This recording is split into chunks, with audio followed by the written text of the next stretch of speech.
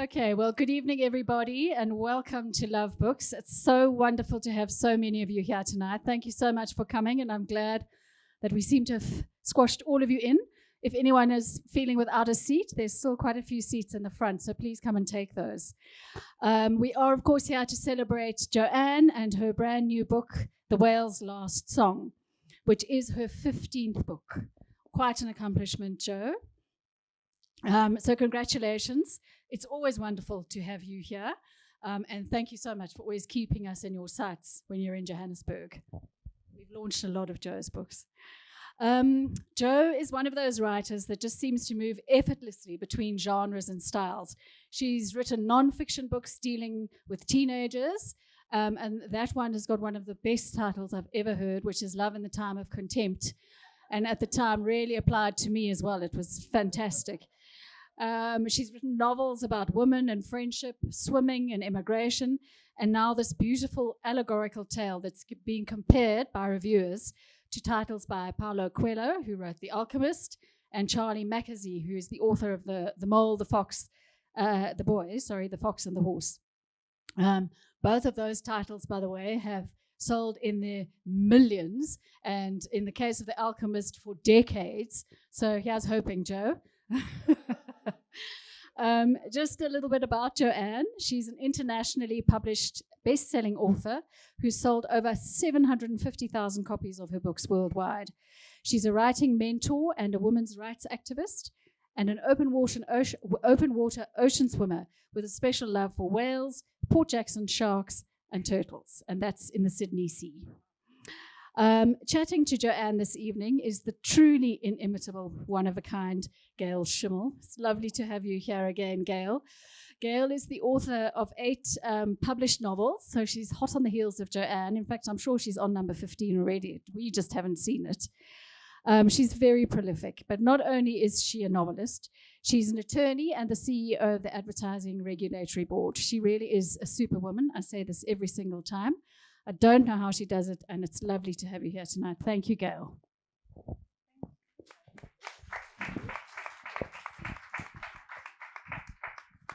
Okay, now that Kate has safely untangled herself, because that would be a terrible, terrible way to start with Kate's last song rather than the whale's last song.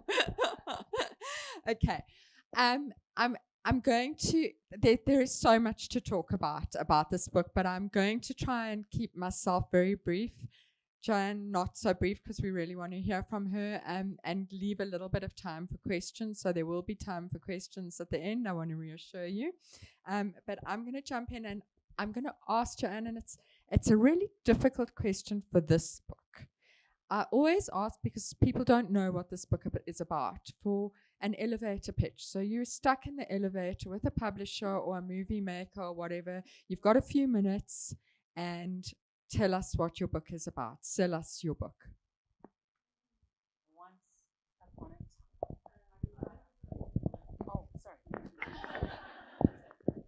Once upon a time, long, long ago, a little one-eyed child runs through the streets of Spain, holding a note in one hand and a fork in the other hand.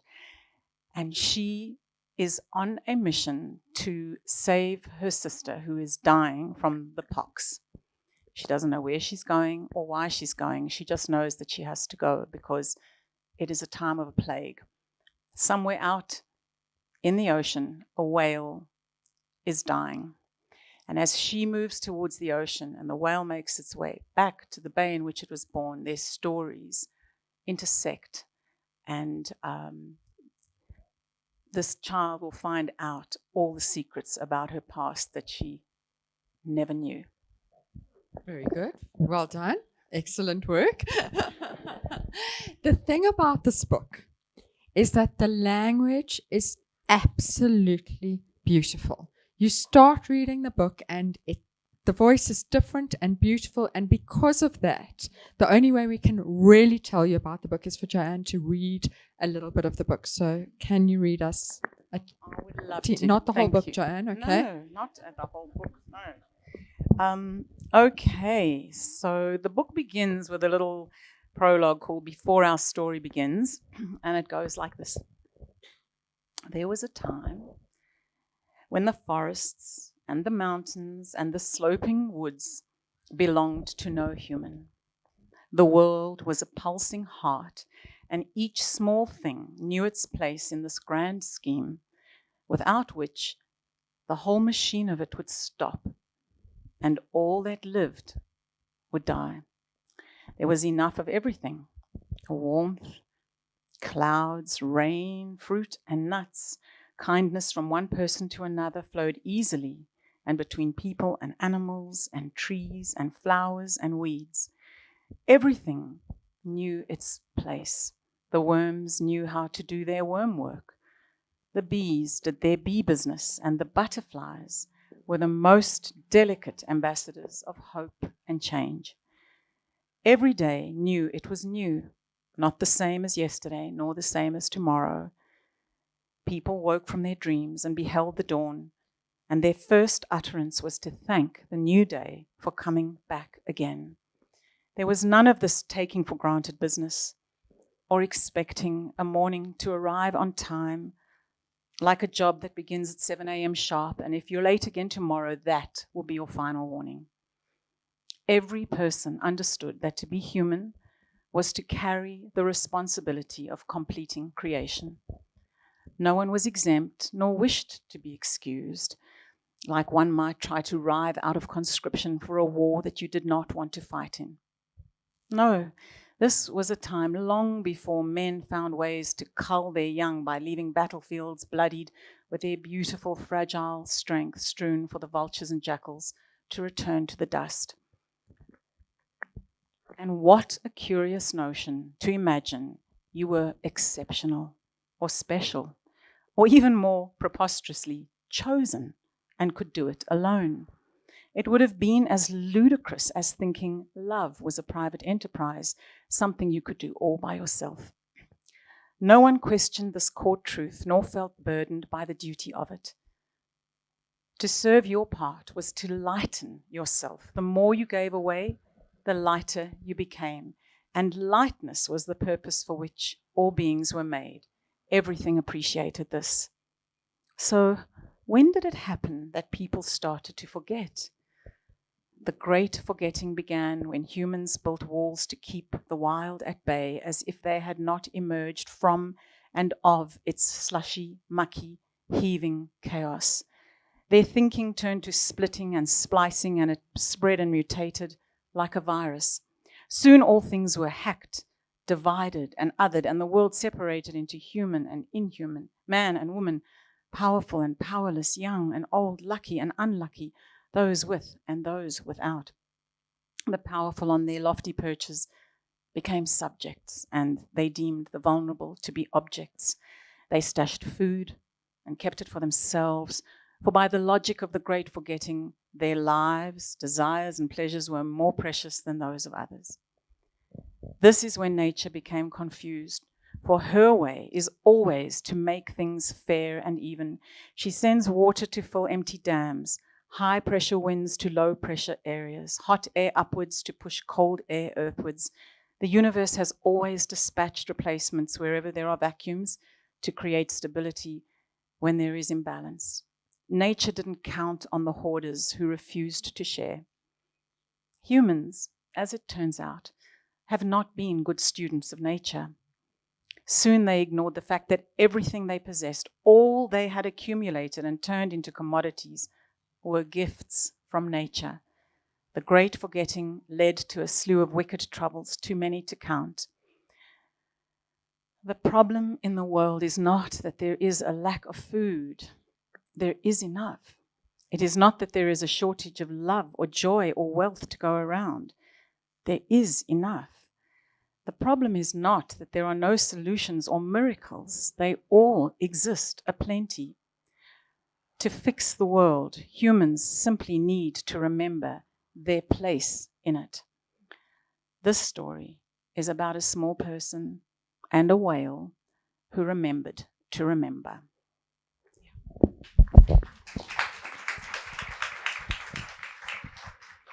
And it goes from there into the most lovely story. And I don't want anyone who was listening and thinks, well, that's beautiful, but I can't do a whole book of beautiful, because I can't do a whole book of beautiful. I need a story. There is a lovely, lovely, lovely story, all written beautifully. But we're going to move from the outside inside, and I want to know about the cover. Please note that I have dressed as close as I can to the cover. I work very hard on that. We have this beautiful cover. Where did the cover come from? HarperCollins. Okay. That's just disappointing. I wanted a story. I know. So what can I say about this cover? So the lovely thing about having a big publisher like HarperCollins that really does engage with authors is that they ask for your input into a cover. And in my mind, I always imagined this to be like an old manuscript. I wanted this to be like an old book.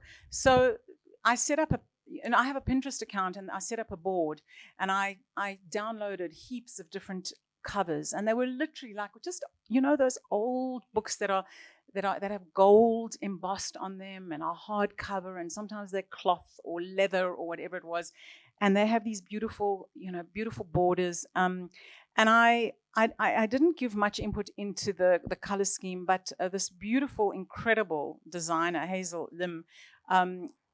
Lamb, she designed it. And for me, one of the most beautiful things is really this gorgeously, delicately embossed sort of spine, which is just, it sits on the shelf like that, and it's just so beautiful. Also, the first time my name's ever been like, that way as opposed to across the spine that way. So I wanted it to be an object of great beauty. I wanted you to want to hold the book. The book, we probably will get to this part as well, but the book I wrote it originally as a, can I say this? You can. I don't want to start anyway. So I wrote it originally as a children's book, and my creative process while I was writing this book was that I drew little line drawings and watercolors, and my creative process was very, very different. And though it ended up being written for the adult market, I had to rewrite it for the adult market. They have included some of my line drawings in this book as well. There's one watercolor, which is not obviously in color, but I have a whole visual diary filled with drawings and things that I did. And they actually asked me to make some drawings of the eagle and the little goat and the whale and various things. So that's actually not mine. That's not mine. That was something else that they put in there. There's also one of a tree that's not mine. That was one of my watercolors. So the book, I wanted you to want to hold the book, and I wanted you to want to read the words aloud, the way that like a mother might read a story to you before you go to sleep. So for me, the language, as Gail has picked up, I weighed, I do this with every book, but this more than any other, because I wanted it to be a shortish book, and it is the shortest of my books, like 42,000 words or something. It's a short read. You could read it quite quickly in an hour or two if you were going quite slowly, I suppose. How long did it take you? A little bit longer? No, because it's so beautiful. You read it, so you don't read it like you read a thriller. You don't gobble it up. Yeah, you I don't read want it gobbling. slowly. Please, no gobbling. Just like small little. And I'm a gobbler. But this you kind of have to. And I was reading it as a PDF, and I'm not this person, guys. I'm not a literary reader, and I kept wanting to stop and underline things, yes. and but you that can't on a is what I PDF. wanted. You try and underline this. That was what I was hoping. I was hoping people would write in it, draw in it, make notes in it, want to come back to it. And so many of the emails that I've gotten from readers have been like, these were my favorite lines, or I destroyed my copy and with all the notes that I made in it. And that to me feels like that it was a success in that sense, I want to actually talk a little bit about the drawings, because one of the things you and I have in common is that we both have fathers who are well-known artists, different sorts of artists, but yours probably more well-known than mine. We won't have an arm wrestle about that tonight. But it's quite intimidating when you have a father who is famous for drawing to put a drawing in a book. How talk to me about that. I'd never expected my drawings to go in the book, to be honest. The drawings were really just part of my own creative process. They were ways that I was exploring what this thing felt like. And this book really came as a deep feeling from like a very deep part of the grief after losing my mother. And so I felt like a child, and I felt like I wanted to play and explore and engage my creativity in new ways. And, you know, though my father was a very famous cartoonist, he always encouraged us to be creative. I don't think I feel intimidated.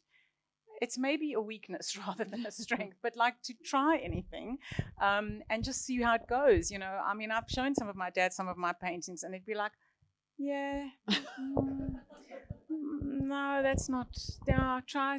And then he'd give me like a Saul Steinberg cartoon. He'd say, if you want to learn to draw, do this, do that. But, he always says copy and, you know, and there are so many ways of engaging that creativity that are not intimidating, especially if all you are doing is experimenting. And this book really just felt like a big experiment. I didn't know if I could write something like this. It came after reading a children's book. I had this sort of stirring inside of me that wondered, could I write something like this, which is so different from anything else I have ever written. It was so different, and it really just felt like something I was doing for myself. Felt like part of like a grieving process and a return to like a certain way of engaging with creativity that was different from before.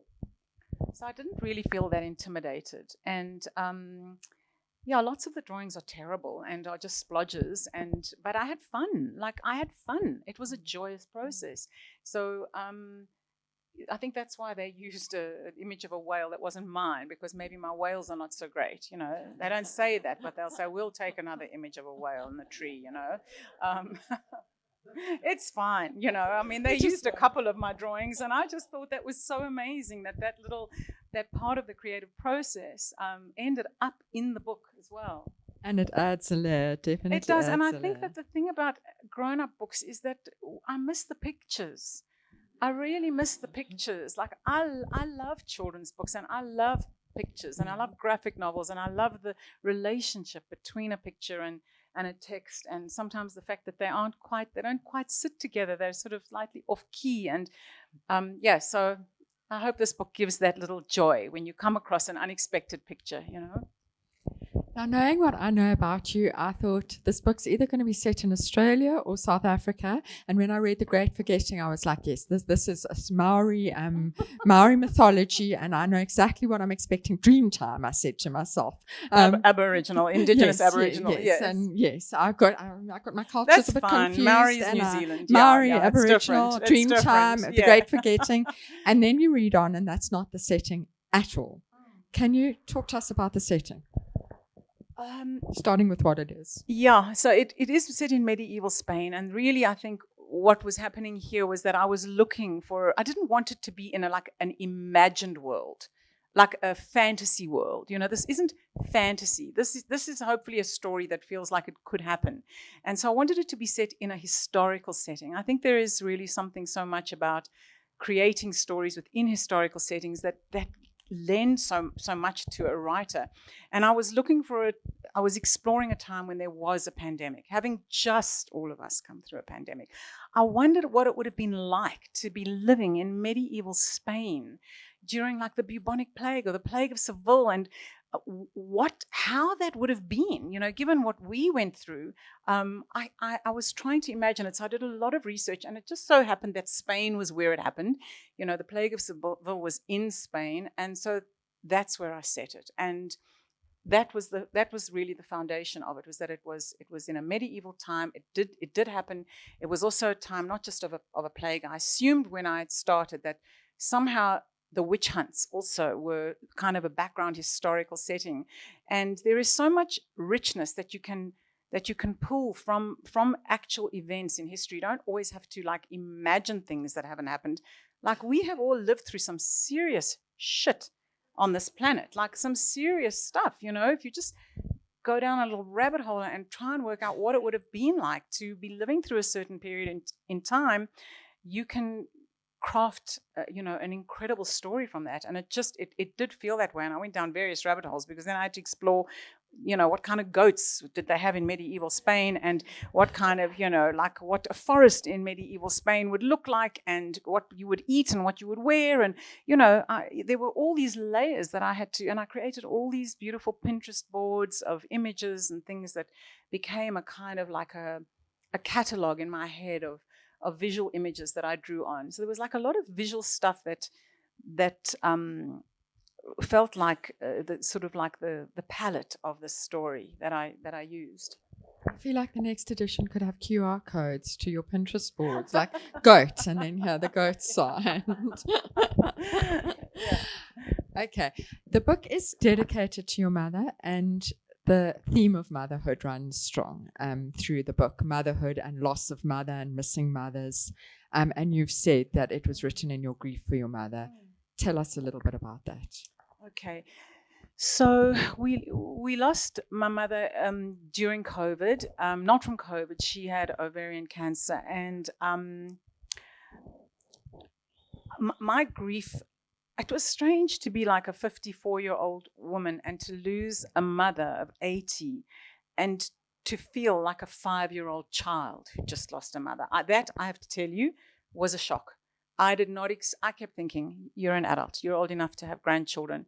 If your parents die, it's going to be fine, like old people die. It was nothing like that for me with my mother.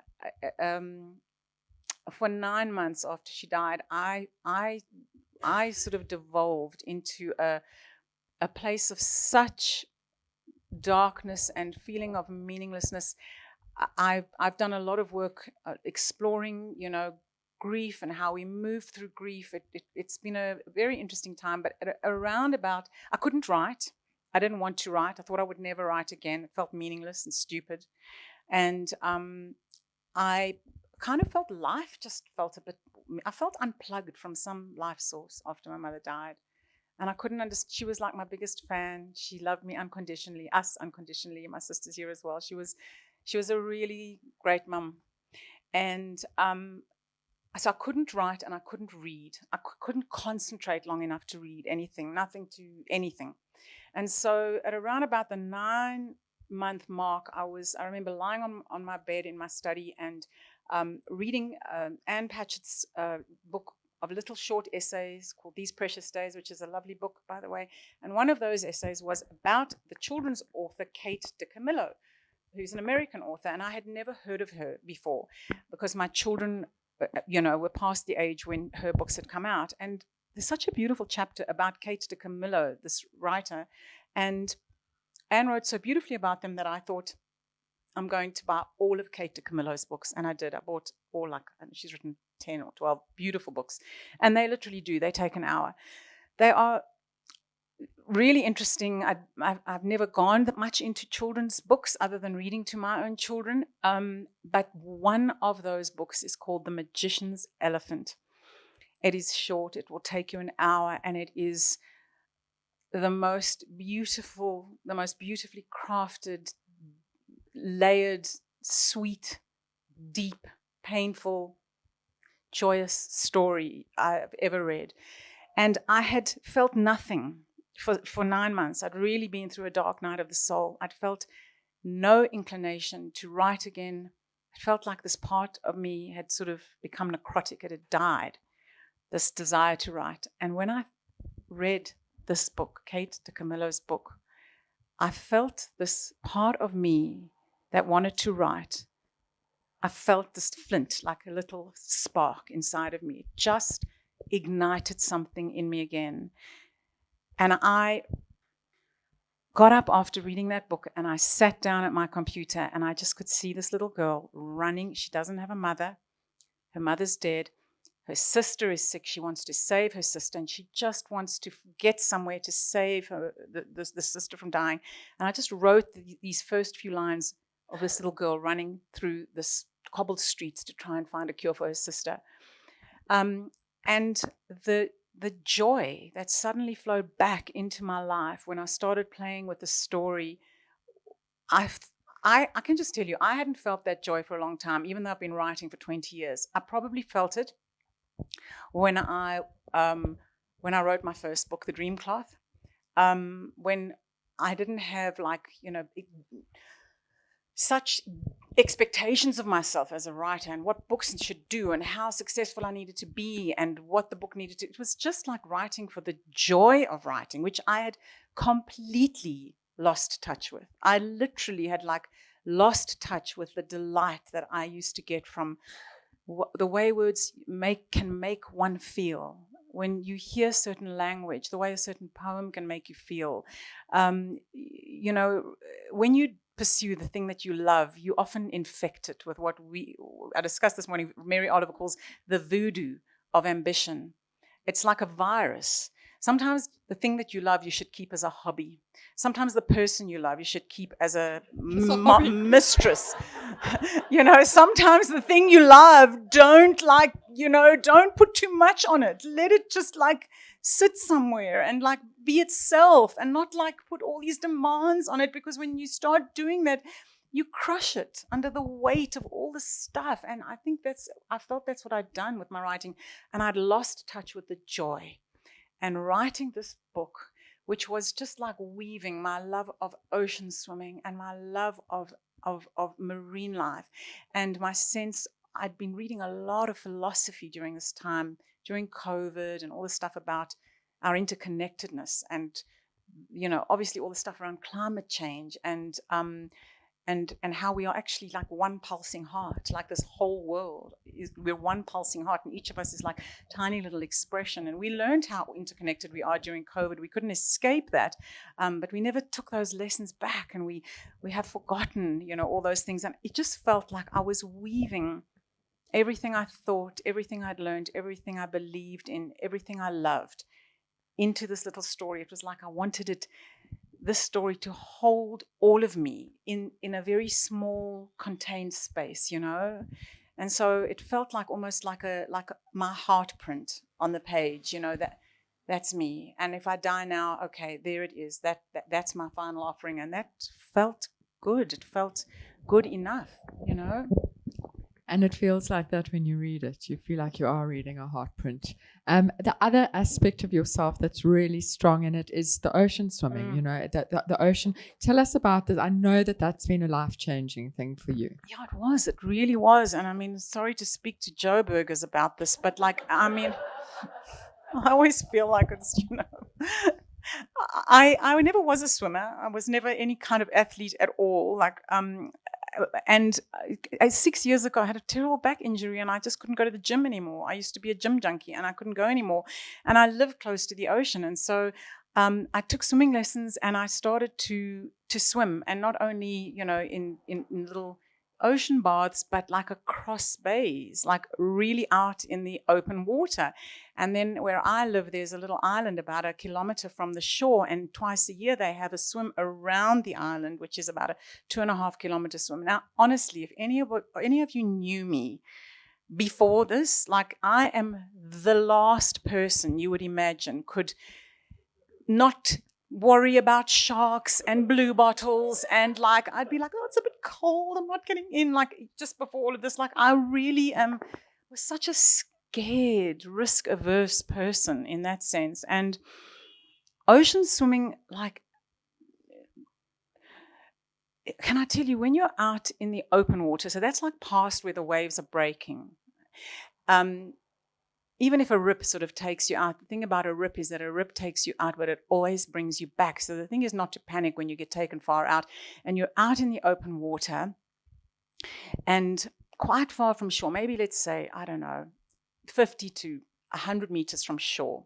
So you're not to be like one of these mad athletes out there, who do these ridiculous things. I'm quite safe. I always swim where there are lifeguards. I'm not reckless at all about these sorts of things.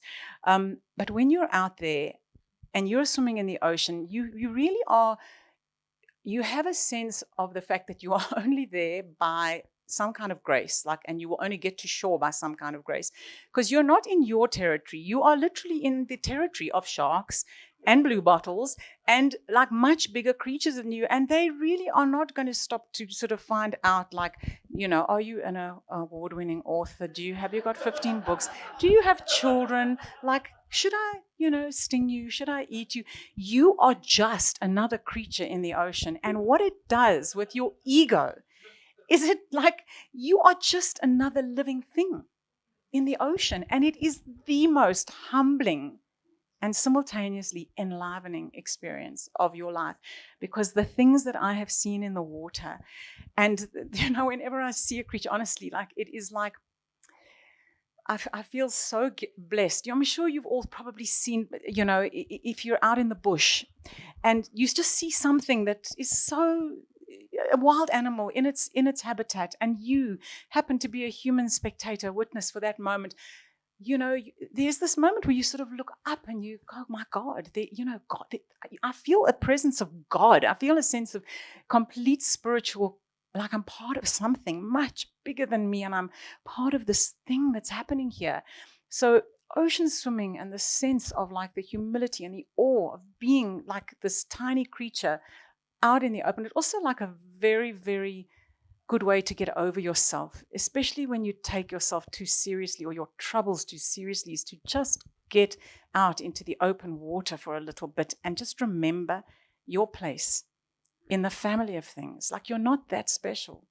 You're not that important. Like, it all feels like everything's so important, but you're not that special. And so I like to be reminded of that over and over and over again, and it's, you should go find an ocean and go for a swim. Thanks for that practical advice, Jo. We have the Johannesburg traffic to remind us that we're not that special.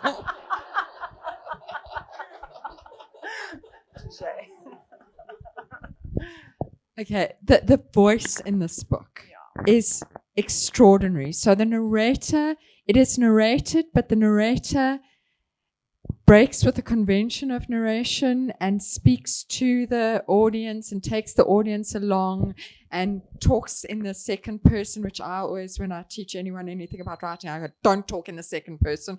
And it's beautiful and it's amazing. Tell us how that voice came to you. I've been asked this question in all the interviews that I've done for this book. Like, the voice is a very different voice, and it is a voice that is sort of standing back from the story and kind of talking to the reader at the same time as going in and out of the story. And I didn't do it consciously, honestly. I didn't sit there and think, now, what voice could I use for this book? It was a voice that came to me while I was telling the story. And the only way that I think I can retrospectively explain it is that it is a voice that is holding the story and saying to the reader, like, there is peril here, there is evil here. But if you stay inside the story with me, things are going to work out. And maybe, I'm thinking, not a psychologist, but maybe it was the voice that I needed to hear when I was grieving my mother, that, look, you are really inside some really, like a period of real darkness, but if you just stay inside this, somehow you're going to come to the end of this part of your story and it's going to be okay. So maybe it's like inside each of us, there is this wiser self. We're not just one self. We often feel that, especially when something terrible happens to us. We feel defined by it, by a loss, by a personal sense of failure.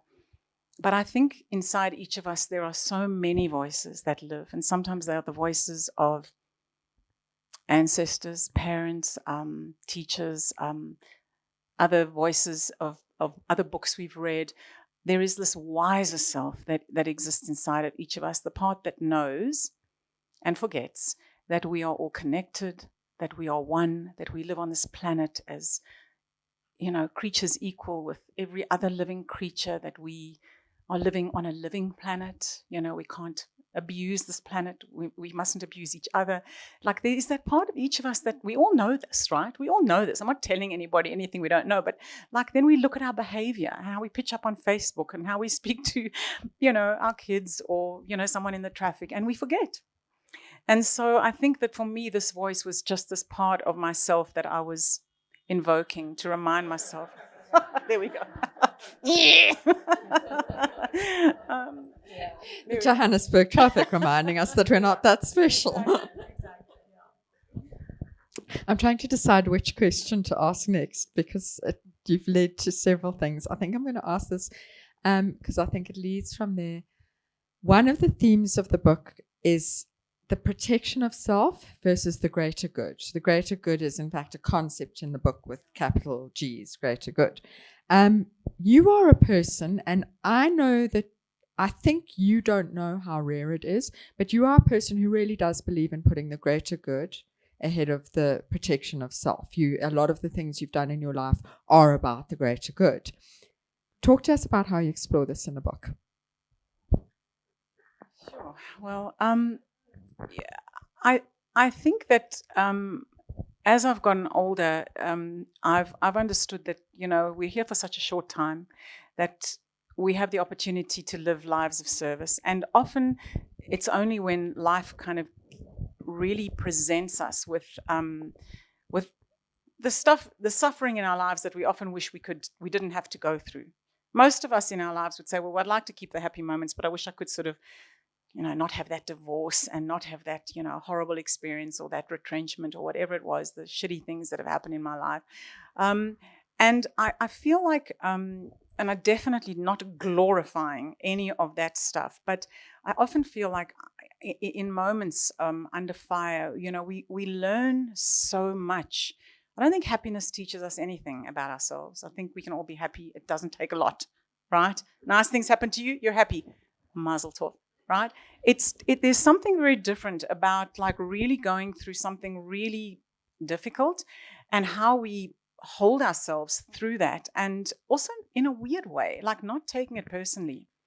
It's really hard not to when horrible things happen to us, but the greatest spiritual stories tell us that understanding that we all experience probably the same kinds of suffering, just in different iterations or different stories of it, actually is part of what makes us feel connected to one another. It's part of why I can write a story about my life that is completely personal to me, but I touch on these deep themes that you will relate to, even though you may not have lived through the same things that I've lived through. And so in this story, like lots of the characters are prepared to sacrifice themselves in order to save somebody that they love. There are these moments, and in storytelling terms, you show character by what your characters choose to do in moments where they've got a choice: do this or do that. That's how character grows. That's how character is. That's how you show character. And I imagine, in times of terrible peril, we see the most extraordinary human behavior, some of the worst, but we always see the best of people in difficult times, the way these things emerge. You even think about, I was very influenced by a young woman called Etty Hillesum. Has anyone ever heard of Etty Hillesum? Etty Hillesum, the writer. So I read her diaries. She was a young Dutch writer who was sent to Westerbork labor camp in the 1930s, and she kept these incredible journals. She was somebody who really remembered her place in the scheme of things. Even though that there was the Nazi machine was like bearing down on her, and I believe that she knew she was probably going to die, she was able to stand back and look at this whole experience and not take it personally. She understood that the most important thing was to keep peace inside your own heart and not to feel hatred, and that her diaries are amazing. If you can ever get hold of them, it's really, really, really worth reading. The thing about Etty is that she had opportunities to save herself from going to Auschwitz more than once, and she chose not to go. Why? Because she knew the Nazis were fixated on numbers, and if she didn't go, somebody else would go in her place. And she didn't believe that she was more special than any other human being. She was extraordinary, by the way. I mean, she was special in lots of ways, and she's left these diaries. She died at the age of 27 in Auschwitz. But in those moments when she was in those concentration camps, she wrote about how she wanted to be the thinking heart of the barracks. And the very last thing she ever wrote when they took her from Westerbork labor camp to Auschwitz was, "We left for the camp singing." So sometimes we are all going to experience things that we can't stop, like bad things are going to happen to us. And sometimes we can't stop those. We're just in the way of things, right? Sometimes we look at the world right now and we can see that's happening to lots of people who are just happen to be in the wrong place, and terrible things are happening, and none of us sitting in this room can do a single thing about it. But who we are in those moments, I think, is the only thing that determines who we are in the end. You know, not that we all extraordinarily survive these things. Some of us are not going to survive. And what we will do to try and save the people that we love is also a measure of who we are. We all love people. We've all lost people. We've all known people who are sick. And we all know that if a person we love needed a kidney or a bone marrow transplant or anything, that we would give anything to save that person. And sometimes we do those things. Sometimes those things don't help, and we still lose the people we love. And it's not whether you can save the people you love, it's what you will do to try and save the people that you love, even if you lose them. And it was just that feeling, you know, my mom was sick and there was nothing I could do to save her, nothing. I mean, I saw a documentary on Netflix that said turkey tail mushroom tablets can stop cancer. And what did I do when I managed to finally get to South Africa? I arrived with a case full of turkey tail mushroom tablets. And they didn't save my mother, and it was a bit of a silly thing. But I just think we all want to do good in this world. We all want to save the people we love. And the measure of who we are in the end is what we're prepared to do, even. And maybe especially in the face of our failure to do so. Sure. And you've led very, very neatly to the next one. Right. I like it when that happens. Yes. Which is that you also explore the binds of love versus the binds of blood. You know that the family by blood, family by love. And I think maybe as one gets older and people die, one becomes aware of the difference between those two. Tell us. Can you say more? Like what? So I'm thinking about. I don't. It's a spoiler because the book does have enough of a plot that there is a spoiler. Them that part. I'm telling. Gail, I'm not going to tell them that part. I mean, no, don't tell them. But I want to know where it came from you. For you, this realization that sometimes it's about the ties of blood, sometimes it's about the ties of love. I think it's always about the ties of love. I think we can love people who are related to us by blood, and we can love people, and we shouldn't just reserve our love for the people that we are related to by blood. I mean, that is part of the problem, is that we must learn to love the other. We must learn to love the whale and the jellyfish and the things that, we think are the enemy, or the things that we don't love. Or things that are hard to love, or things that maybe, are not meant to sit together, but maybe just thrown together in life. And for me, the idea was that a family can be a family of creatures, because this book is about more than the human world. I think we are too obsessed as human beings with ourselves. We take ourselves a hell of a seriously. We really do not learn from the wisdoms of other creatures and plants, and there is so much that we can learn from whales, for example, who sing songs, and we as humans still do not understand why they sing and how they sing. And if you think about it from a scientific point of view, a whale which weighs like 120 tons, like 40 or more elephants. Have you ever thought about, and have you ever thought about how a whale lifts itself up out of the water and does a toss in the air and turns down? Have you ever tried with your own body to copy that maneuver? I have tried to do that, and I would love to know how whales do that.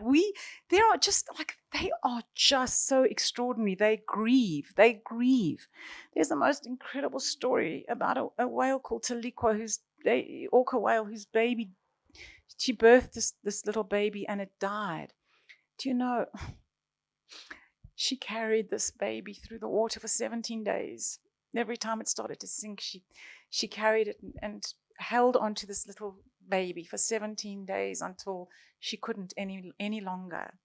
And so the fact that we sort of don't understand, like, all, the ways in which other creatures communicate and experience the world is like really, it's on us, with so many mysteries. And I love the fact that whales, have held onto some of their mysteries and we're still trying to figure them out. I mean, COVID was a bloody mystery. There's so many mysteries. Love is a mystery. Death, of course, is like the greatest mystery of all. And for me, I just wanted to explore these ties and these bonds that we can have to things that are unlike us, are not inside our inner circle of concern or care, but just for us maybe to like broaden our horizons and just see that we live amongst so many wise creatures that have a lot to teach us, and it's maybe just about being a bit quieter and listening more and opening ourselves more to understanding things that we really don't understand and being okay with not understanding them either.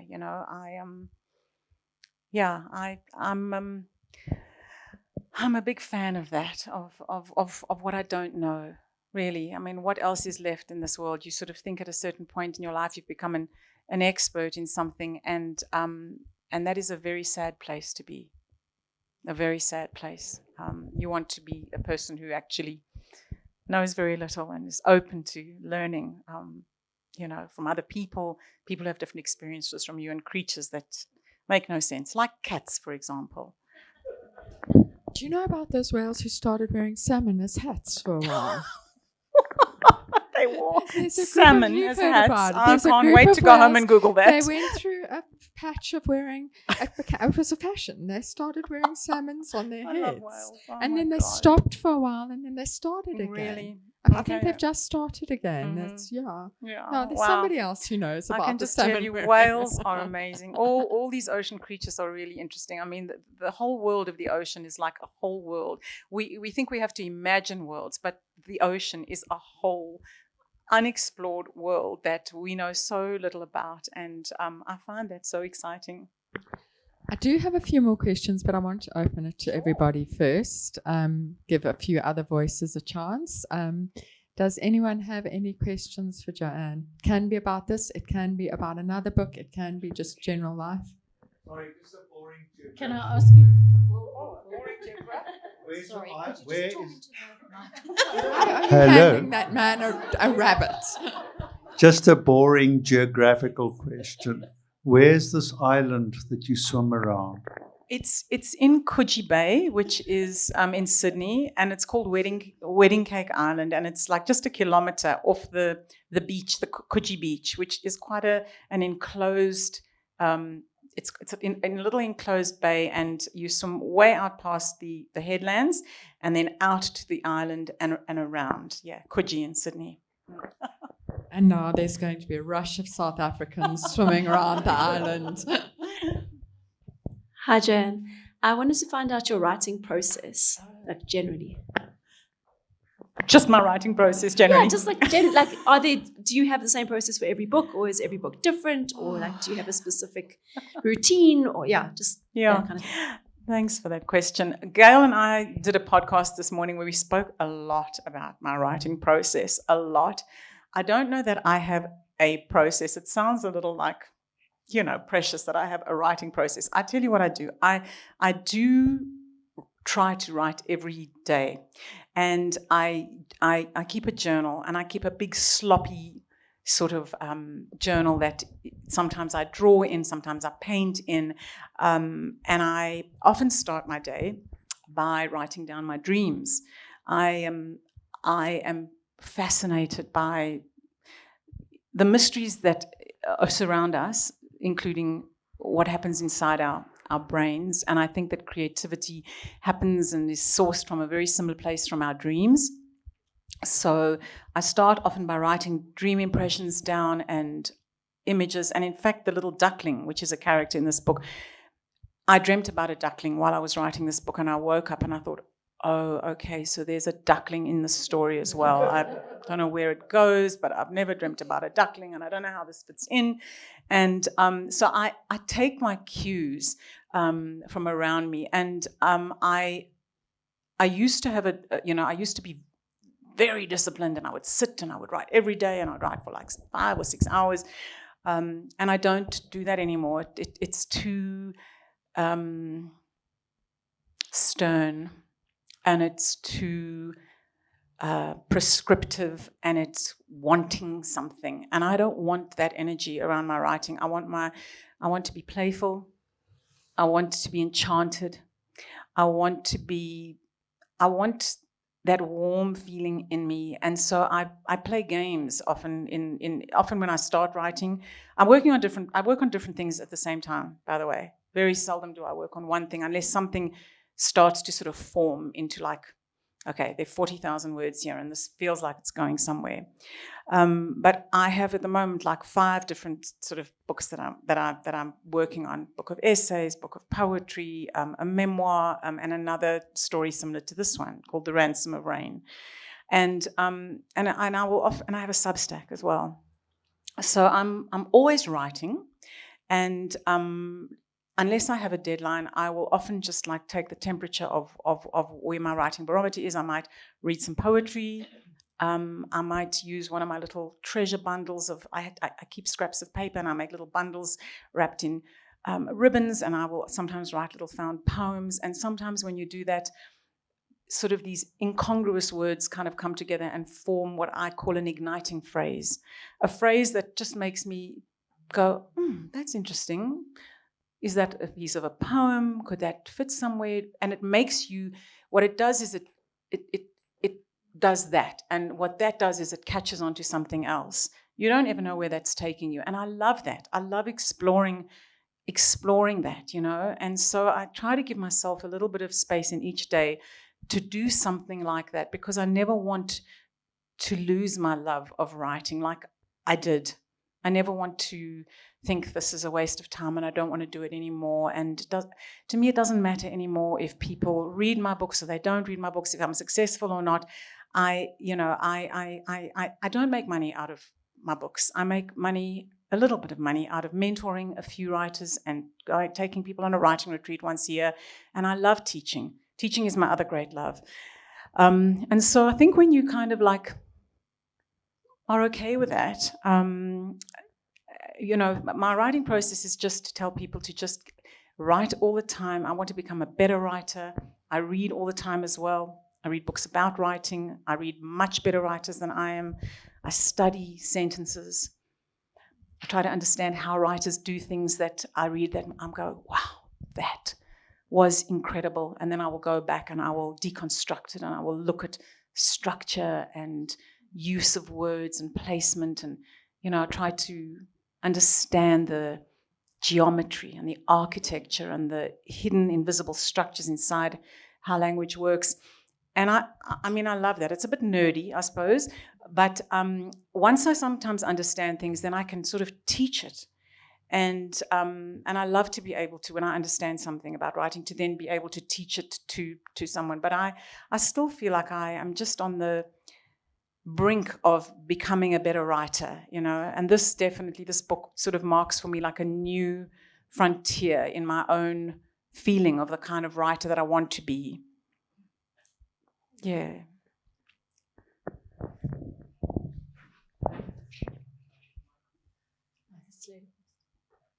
Do you want to go first? No, yeah. I just wondered, you said it started off as a children's book, and why and how did it change? Yeah, I thought I was writing a book like Kate de Camilla's The Magician's Elephant, right? And I thought, well, she's change genres, from being an adult author. All these books I've written, children's author. I didn't know if I could make that transition. And then when my agent sent it to HarperCollins, and they came back and they loved it, and she said, yes, but I just need you to rewrite this for an adult market. And the writers in the room will understand that that's, as I said this morning to Gail, that it's not just about adding a few boobs and a bit of sex and, that sort of thing. Like, this was like a whole reconception of what the story was. And the main thing that she said to me was the evil marquis. So there's like a very evil marquis who is, trying to get control of the kingdom. And he's got this ridiculous idea of how he's going to do it. And Sound familiar. and somebody has sacrificed himself for the greater good to be experimented on, to try and find a cure for the pox. That the evil that I'd created was a caricature, and that she wanted the evil to be really evil. And so when you're thinking about a story in which there's real evil, and this was a bit of a, I suppose, this was really difficult for me to wrap my head around, because really we are talking about the world that we live in today. You are talking about making things much more complex. Where does evil come from? How do we recognize evil? What makes people evil? And so all the characters had to become much, much, much more complex, with much more complex backstories, and the setting had to be, really thought through. I mean, it was a very intense, like, refocus and tuning. And then, when you do this in a story, you just turn a dial like this, everything is attached to everything else, so everything shuffles around. So it was a very, very big rewrite in the end. But I was so, sometimes, like, when you had, this is like one of those things I was talking about. Like, I sent in this manuscript. I just wanted them to say, this is brilliant. We're going to publish it. We love it. She said, this is brilliant. We love it. And you have to rewrite it. Okay. And that felt like such an impossible task. And it was so hard, but it was I learned so much about writing and about, about the writing process, that the book, was good. I think it was good when I sent it to them. But I think what this process enabled it to do was to become so much better. And sometimes you can't get there on your own. I couldn't have got there on my own. I had to have somebody, sort of give me that feedback, and I had to take that feedback on board, and I had to work with it. And a book is always like, it's the result. I have my name on the cover, but it's actually the result of, I had such a brilliant editor working on this. Like, you'll see her name really in the acknowledgements, but she really is, like, also imprinted in here. All of her work is in there as well, all of her ideas, all of her thoughts. It's a real privilege to work with a publisher and have a really great editor, and I had that with this book. I think we can manage one more.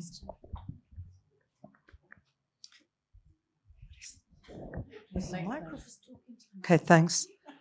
You know that I relate very strongly to what you're saying, having lost my sister. And it's a comment and then a question. The idea that writing became a chore, became that troubled, I must write 2,000 words a day. It sounds as if, in a way, and I might be presumptuous in front of strangers, but in the loss of your mother, maybe you have managed to remother your own inner mother, because the calmness of we care if people write or read what we've written, but it doesn't seem to matter in the same way that, we've spoken about your loss of love for writing, and it's so beautiful that you found this again through the myth that you've created.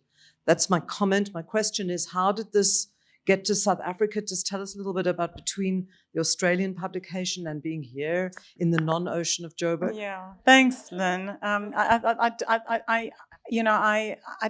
I really appreciate your reflection on that, and I obviously have thought a lot about what the book was and what it's done and how it fits into my own myth, the life that I'm living out. And I sometimes don't like to explain it too quickly or easily to myself, because I think sometimes when we do that, we often can sometimes lose some of the complexity and the layers of it. But definitely that is one layer of it for sure. So I had a lot of South African readers who have been so wonderful and so loyal say to me, how can I get this book when it came out in Australia? You know, there's this weird thing with books. They get sold in territories. So a book that comes out in Australia gets sold Australian rights, New Zealand rights, and you're living in another country, you can't get hold of it, or if it just becomes impossible. And I have an agent who's trying to still sell it internationally. We haven't had any luck yet. But I had enough South African readers reach out to me, say, look, it's just, how am I going to get this book? I had a bookshop in Australia that was shipping it. But when you added what the shipping costs were to the book, it was just unreasonable for me to expect that even loyal readers would, spend that amount of money on a book. So I reached out to all the South African publishers that I know, and it's such a tricky market. It's so difficult, and nobody was prepared to publish this book. And I have my own little publishing imprint, Joanne Fedler Media. I often publish books of people that I mentor. I try to get them traditional publishers, and if we fail, I publish it under my imprint. And there is a thing called print on demand, where you can upload books and you can print 100 copies. You can have a launch, and the books are available on Amazon and that sort of thing. And I do that for quite a lot of my authors. So I thought, I reached out to Colleen Higgs, who runs Mojaji Books. And she didn't want to publish the book, but she said that she would distribute it for me. And now, if you're not in the book industry, maybe that is not such a big deal, but it is a very big deal to have a distributor in a country. So I bought the files from HarperCollins. I did. And I paid for printing in South Africa. We've done a small print run of 300 copies. And now it's just gotten onto exclusive books recommended reading list for April. So we've just done another little print run. I do not expect that I will make the money back from what I have spent on this book, even if we sell all the copies. And it doesn't matter. You are all in this room tonight. You're all going to walk away with 6 copies. My heart is full. My work is done. Kate will make a little bit of money, hopefully. That will make me very happy that this bookshop makes a bit of money. Colleen will make a little bit of money because she helped me do all of this. And I might make a little bit back from what I spent on it. But I often think sometimes, you have to think of a book as like a child. You don't have a child and think like, when am I going to get a return on this investment? I spent all this money on their education and all the costs of this, and this. You love something. You put everything into it. You will give everything to it. And I love this little whale. And I just hope it lands somewhere in your heart and that it feels like the right book for this time. I think so many of us are suffering in ways mysterious and inexplicable right now, even that we don't understand ourselves. And I hope that the story, the way that a myth works, is it works at all these interesting levels. It's not always very literal, and it's not always very easy to explain. But sometimes you read a myth and there's like a part of you that sort of feels met. And my hope is that this book might do that. And for the few people that have emailed me having read it, I know that it has done that for a few people. And so it was worth it to me to invest in bringing the book to South Africa, even though it's a tiny little market. It's a market I love. This is my home. I've come from this place. And to all of you who've made such a massive effort to come out tonight and sit in this room and listen to me waffle on for an hour, this makes it worth it. So thank you, Lynn, for asking that question.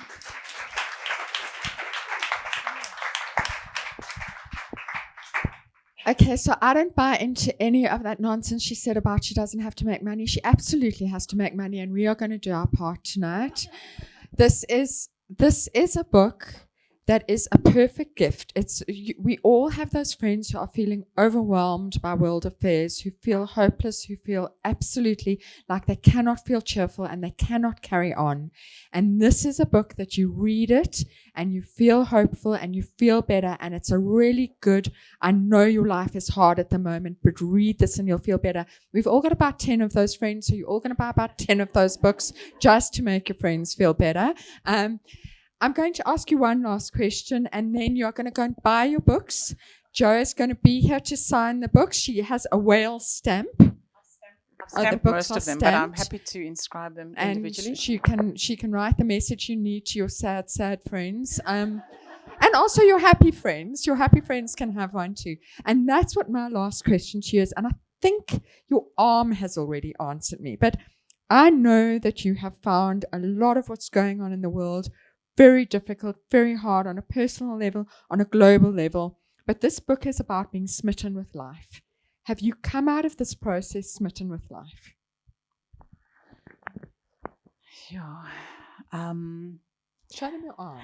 Okay, so this little tattoo, it says "I love my life," and there's a story to this, Gail, maybe that you don't know about I don't this. know. No. So when my mother was dying, she knew, she was a doctor, so she knew she was dying. My mother wasn't a woman of words. She was very quiet and not very expressive. And in a few weeks before she died, she said to my dad, "I love my life. I love having my children over on a Friday night. I love my cat. I love watching Judge Judy. I love cooking. I love MasterChef. I love this house. I love my life." And after she died, we found 4 little diaries tucked in my mother just never cleaned out any cupboards. We found 4 diaries of hers that she wrote during quite difficult periods in her life. I never knew my mother kept diaries. And I took those diaries and I looked for each of these words. I, love, and my, and life, somewhere in the diary.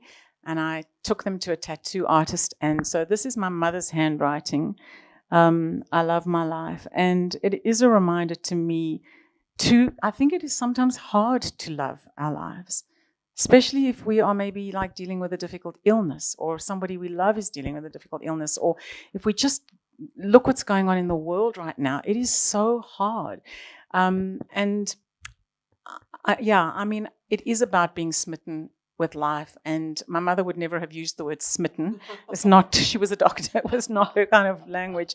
But I tried to feel smitten with something every day. And something always gives me, that moment. I was just in Cape Town now, and I was staying in Cork Bay, and it was the morning of the Argus on Saturday morning. Was it Saturday or Sunday morning? One of them.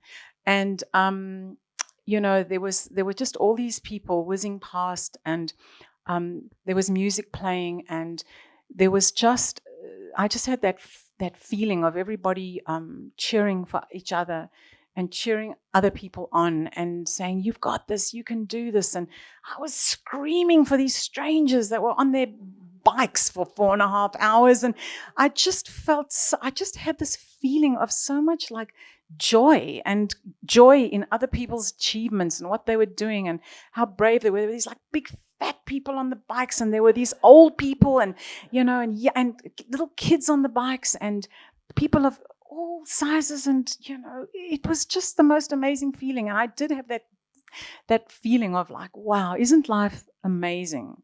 I mean, it didn't last very long, but I just thought, wow, I'm in South Africa. There are all these people on these bikes. It's a beautiful day.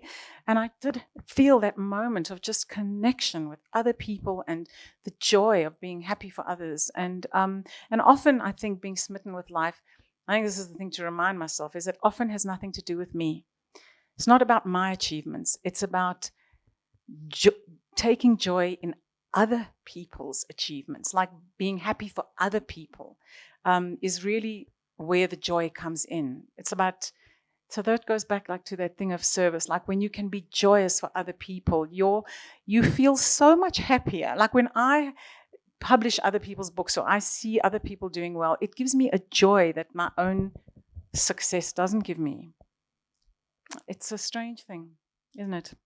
Because it's better to give than to receive, and that's why you're all going to go and give all your sad friends a copy of the book. Gail, thank you. I just want to say thank you so much, Gail, for your amazing questions and your engagement with the story. And it was just so wonderful to have you here again. And you, Kate, again, for offering this beautiful space and selling the book here tonight. I'm so grateful. And thanks to you for really uplifting, wonderful conversation. Thanks both of you so much. Please go and buy your 10 copies. Thank you.